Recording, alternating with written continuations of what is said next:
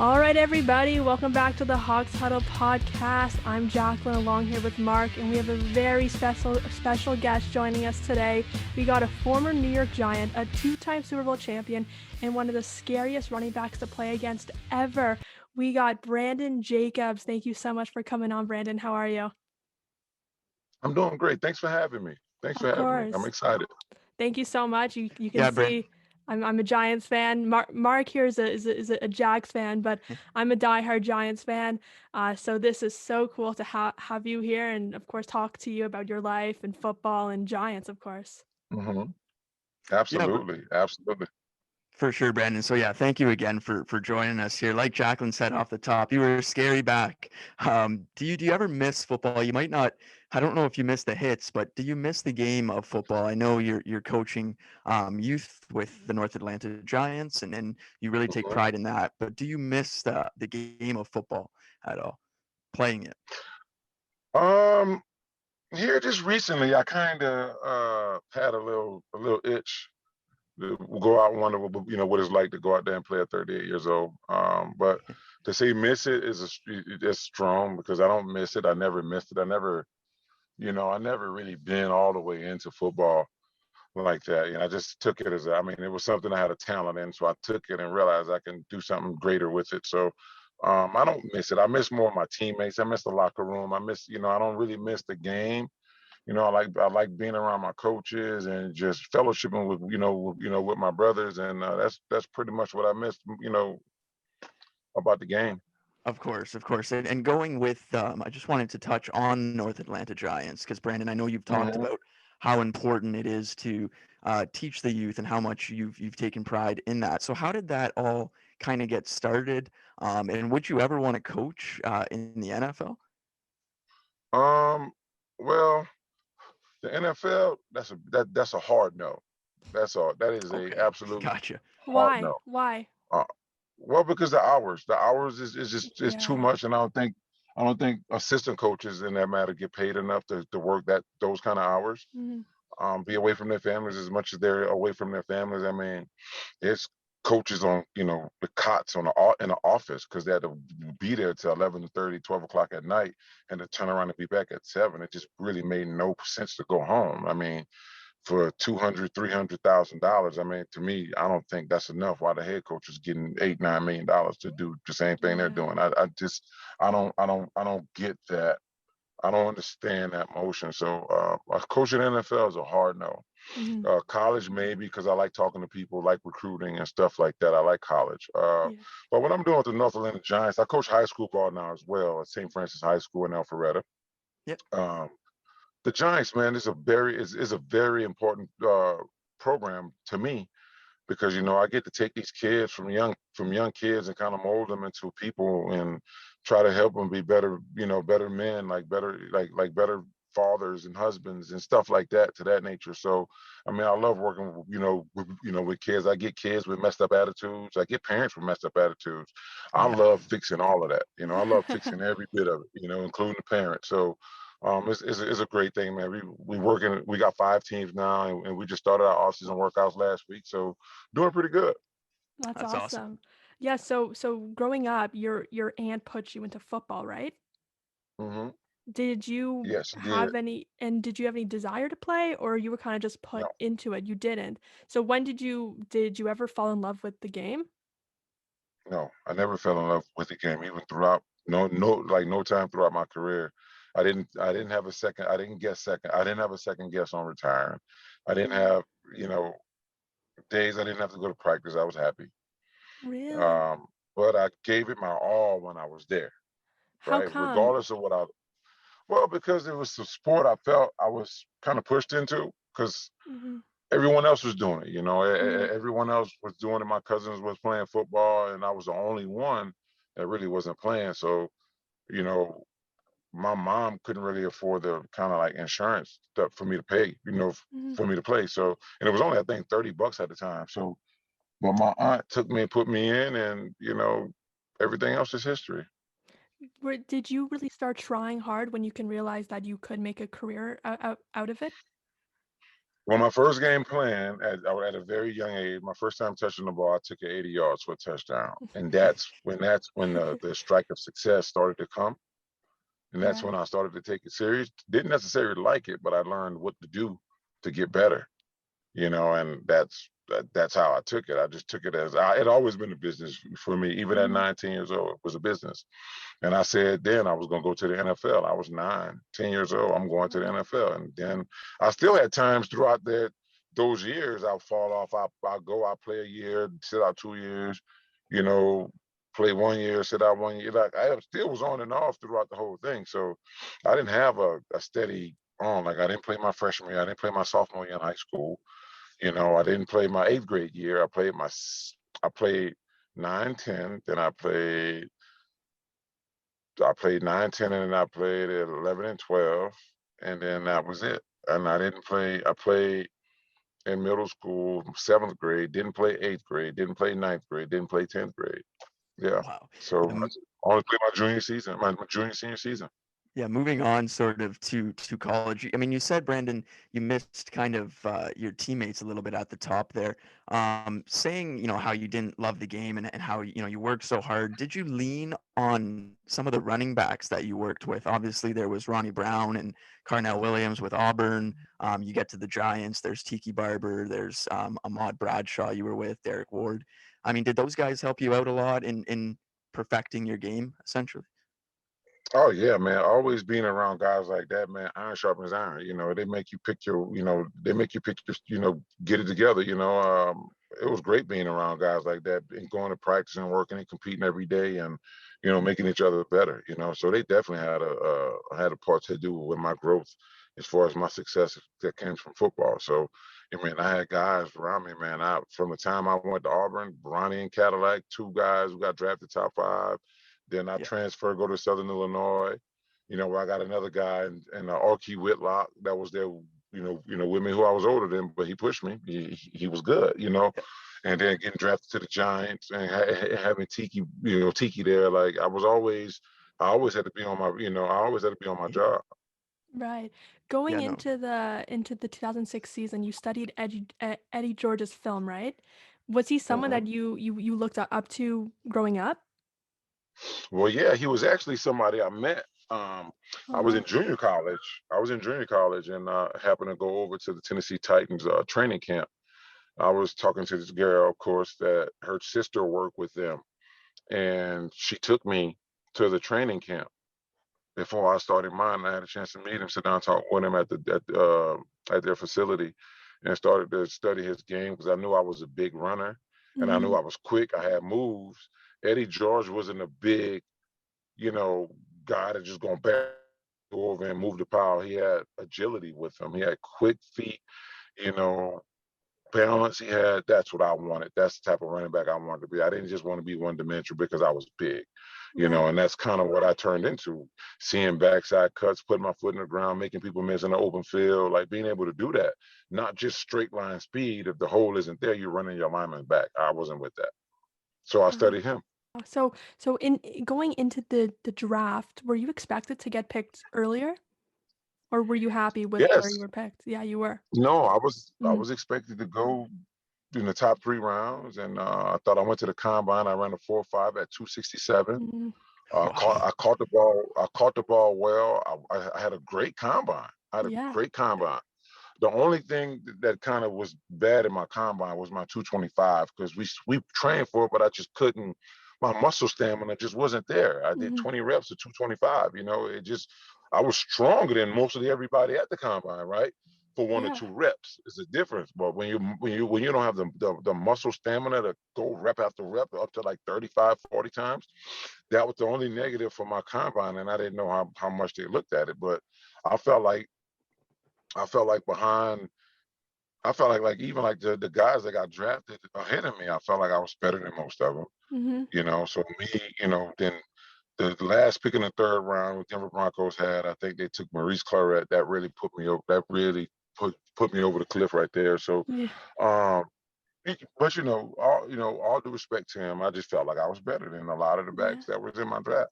I think I was the 10th back taken. throughout the draft, and I was picked in the 4th round. And yeah, so I felt like I could have went in the top 3 rounds. And from what I gave, throughout my career, I was definitely, Yeah, statistically better than all of those guys. Yeah. So I would just think just the way it so. happened. For sure, Yeah. and you got two. Sorry, Jack, and you got two Super Bowls to count for it, Brandon, as well. I want to get into those and your time with the Giants, but just to stay on this topic, is there a player in today's game that reminds you of yourself? Maybe Derrick Henry. I mean, you said you That's ran what I was gonna say. a four Yeah. five at nearly 270. That's incredible, Brandon. Is there a player that kind of looks like you think in today's game?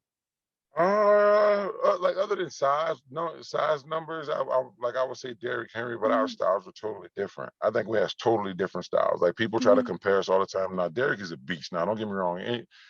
Anytime a man can rush for 16, 1700 1 year and come back and get 2000 the next year, Yeah. you can't not see the greatness in that. But I think we had different styles. I just think, he was a little bit different than what I am.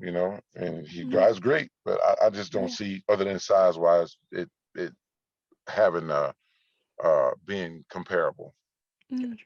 Yeah, no, like when you were playing, you were one of like the biggest names as running backs. Like as it like I got into football kind of after your career, but of course as a Giants fan, I go back and I watch the history, all the Super Bowls, and I realized something that you were never picked for a Pro Bowl. Reading your stats, you would be confused because you had Pro Bowl stats.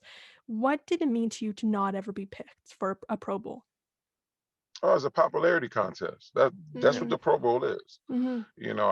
I don't. It's a good achievement to get, but it's a popularity contest. I was a guy. I needed more votes from just Giants. I needed more fans to vote for me versus just Giants fans. Right. Mm-hmm. And I was the type of player where I couldn't get votes because I said what I wanted to say, did what I wanted to do, and Yeah. I hated my opponents and I hated their fans. So I couldn't get a a vote from a Philadelphia Eagle fan or a No. Dallas fan. I couldn't get votes from them. I never really kept my mouth shut. Or just say, hey, y'all don't like us, I don't like you either. Give them what I wanted. Say what I wanted to say. If a player said something, I responded to him. It was just I wasn't outside of Giants fans. I wasn't really a likable person.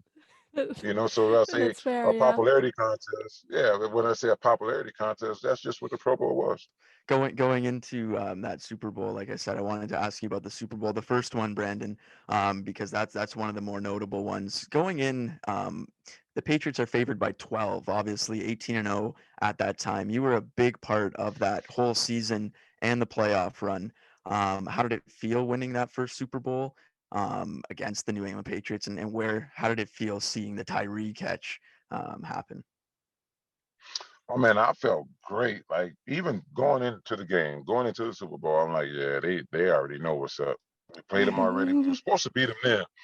I don't know how they give them a 12 points, 12 points over us Right. when they only beat us by 4 points the first time, and we should have won that game. But Yeah. we had so many mishaps. We had so many mishaps and confusions on defense, that they happen to pull it through Mhm. and capitalize on our mistakes. So we had some problem. We had some confusion in the secondary, which enabled Randy Moss to get behind us, which that's never a good thing. No. They were supposed to lose that game. They were supposed to lose that game. So beating them in the Super Bowl, being 18-0, and nobody had beat them. Baltimore came close and we came close, but nobody had beat them once before. And then for us to come in the final game of the season and to knock them off of their high horse, that game means the most right there. No question about it. That Super Bowl was a special one. It was. Going into the Super Bowl, is there a different kind of mindset when you're prepping for the Super Bowl as there is to like a regular season game? Or do you kind of just go in with the exact same mindset and mood and stuff? Same exact mindset. Same. You only think about this. You got nothing else to do after. You got Mm-hmm. no practice coming up the week after. You got nothing. Lay it all on the line. Other than that, we approached it the same way, watched film the same way.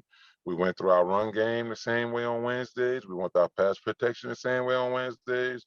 put in our third down on Thursdays, do our 2-minute offense on Thursdays, come on Fridays, and we work all of that together. And that's the week, Mhm.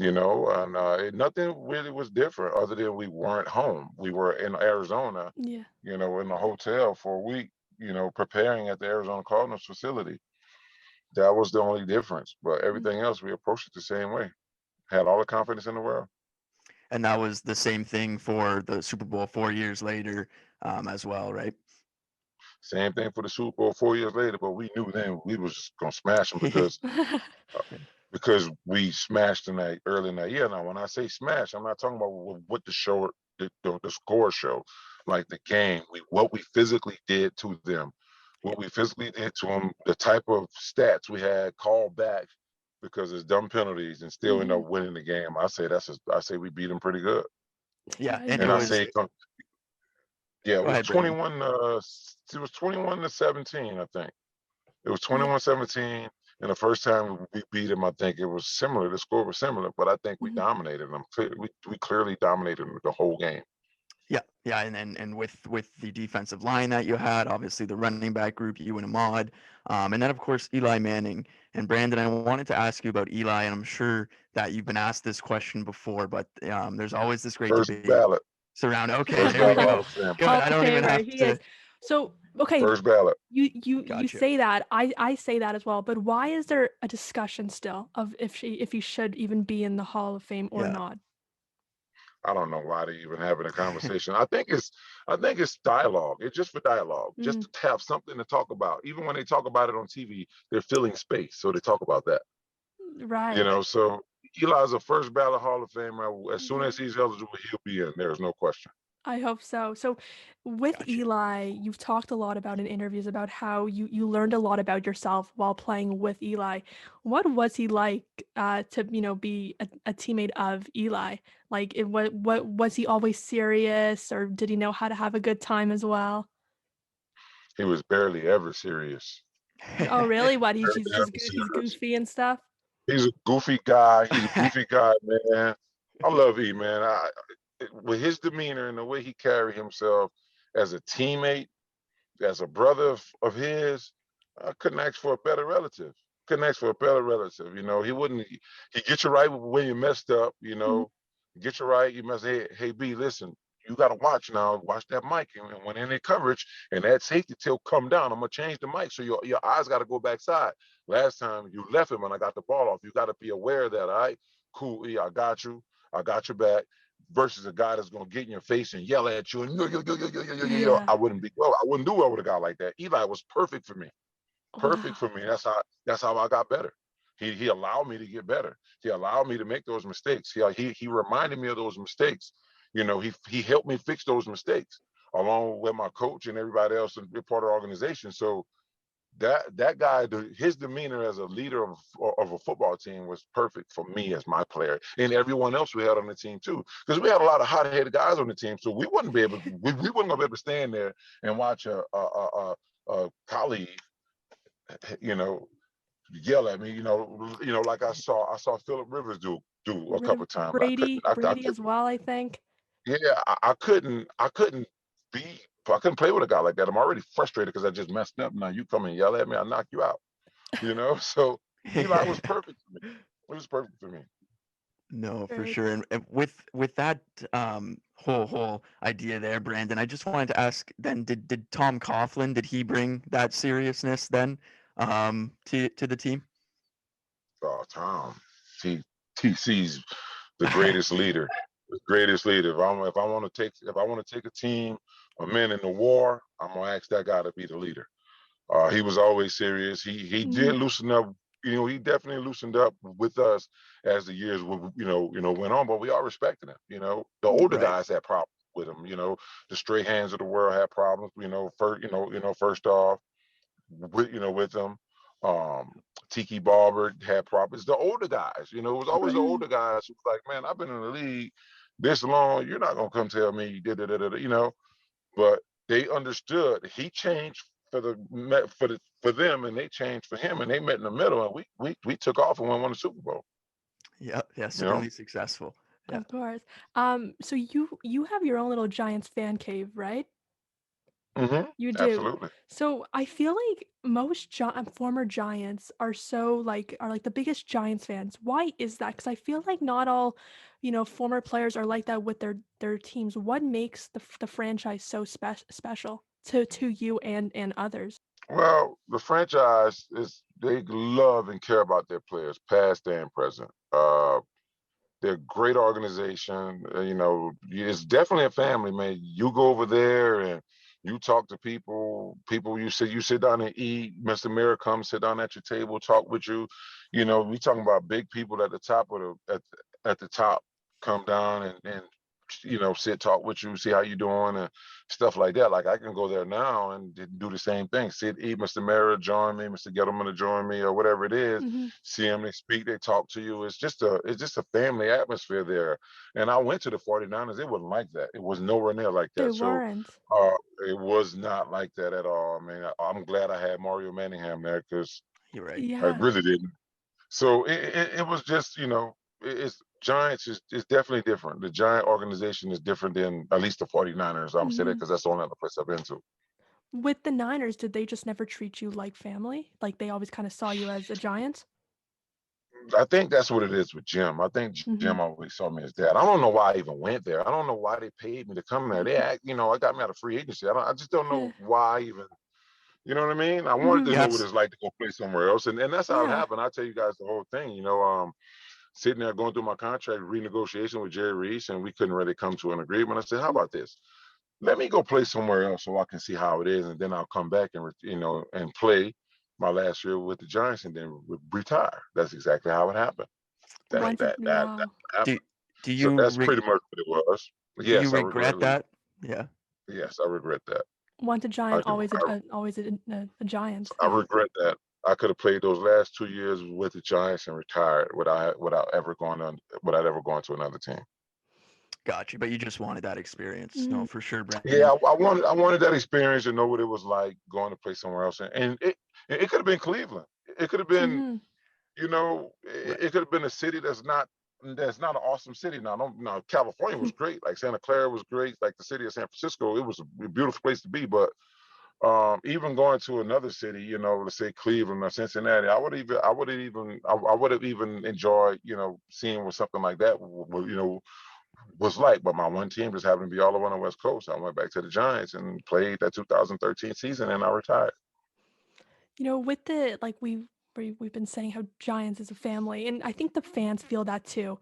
So your friend license plate guy, we had him on back in December, I think it was, and he told us about you, I guess, meeting you for the first time. Do you remember what your first Oh encounter was yeah, like? Yeah. I remember the So first time I what talked to was your him. side? Yeah. Did you Well, just my think this side guy was was, I like mean, crazy? well, games prior to the game, I met him. It was just like, man, this guy's always coming out of games. He's always sitting directly behind the bench when we playing on the road. Like, what the hell is this guy? Like, Yeah. what type of money he's bringing in to be able to afford these type of seats all the time? So we was in Dallas, I think it was, and then I just finished talking to my family. I was getting ready to go up to when I see him walk through. I said, man, hold on, stop right here. And I said, I had my choice words, and I was like, who are you, man? Like, who the fuck are you? Like, are you coming through here like that? You always see you like, who are you? And then we was cool ever since. Wow. So, That but was like, it.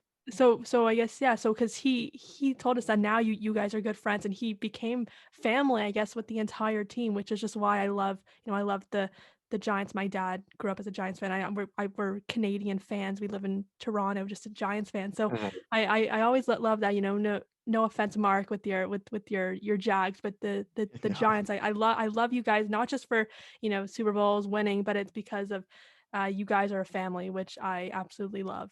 So that's great. Yeah, I mean, the New York Football Giants is a special organization, leadership, special people.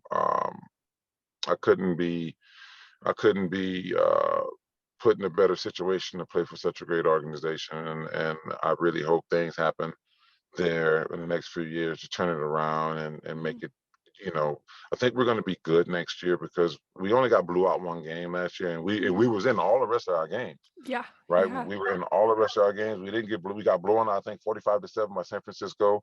But other than that, everything went down to the wire, regardless of who we played against. Right, so I think with that being said, I think we're gonna have a good season this year. Yeah, I just want to stay on that. Quick question about Joe, the license plate guy here. I know with COVID, were you guys able to run the charity softball tournament that you guys usually do, or? No, and it looks like we're not gonna have a chance to do it again this year, man. It Uh, kind of killed it, like COVID killed it, man. Like killed it, like it killed everything. I was looking forward to doing it. We were trying to yeah. do a Jets Giants, so we were trying to do a Jets Giants game Oh, wow. Okay. and split the proceeds, and they pick up charity, we pick a charity, and get it like that. But we never had a chance to do it. We don't have a just with COVID, we just didn't ever have opportunity to even get going on it. Yeah, it's too Yes, bad. so that is unfortunate. Well, we're gonna finish off here, Brandon. I had one final question for you, and it just goes to Mhm, the current running back of the Giants, Saquon Barkley. What do you think mhm. about Saquon's game, and is he one of the top backs? I know with the injuries it's tough, but is he one of the top backs in the league in terms of what you see? Yeah, he's definitely the top back in the league for his ability Oh yeah, wise. Mm-hmm. He's a generational Yeah. talent, and I'm not being biased. I'm just telling you what I see. The guy's a generational talent. He has a monster vertical. He has a monster 40 time. His bench press reps was great. Balance is good. Super. His 40 time. He's explosive. He has everything. That a lot of those guys don't have. He got everything. And it just sucks because he's got this bad luck with this injury Mm-hmm. bug, and yeah, I'm looking forward to see him come out with this year, because I think this would be a make or break year for him with the Giants, given the fact that he's going to be up to be paid and yeah. getting paying off the type of coin he's worth. I just hope he can stay healthy so he can retrieve that coin that he Mm-hmm. deserves. Yeah, I hope so. Cause yeah, he's one of my favorite players. So Mhm. I hope he stays healthy and stays with us, and hopefully the Giants do get better. But to end it here, I just want to ask you one more thing. What advice would you give these guys going into the NFL draft next month? Like about life, football, and even after playing. Save your money. Find people to hang with. Find people to hang with where a dollar is important. Mm, Find a person to be your friend where $250, they look at you like, man, that's a lot of money. Hang with those yes, people because your money will go a long way. Don't saving hang with the money. people that, yes, don't hang with the people that's going to go to the nightclub and drop 15, 20,000, because that's going to lead you to do that. Go hang with a person that sit at a bar and asks for a drink, and they tell them that one drink is $12, and they look at them like, what, $12 for one drink? That's the people you need to hang with. Find those people Excellent. who Saving value money the is dollar. key. Awesome. Wow. Yes. Once again, Brandon, we could keep you on here for hours. We'd love to have you on again sometime soon. We want to thank you so much for coming on. Where can we find you on social media? Instagram is nyg.td.record27, right? And then Twitter That's is it. Brandon Jacobs 27. Yeah, that's it. Excellent. Thank you so much. Thanks for having me. Thanks, Brandon. Thank you. Take care. All right.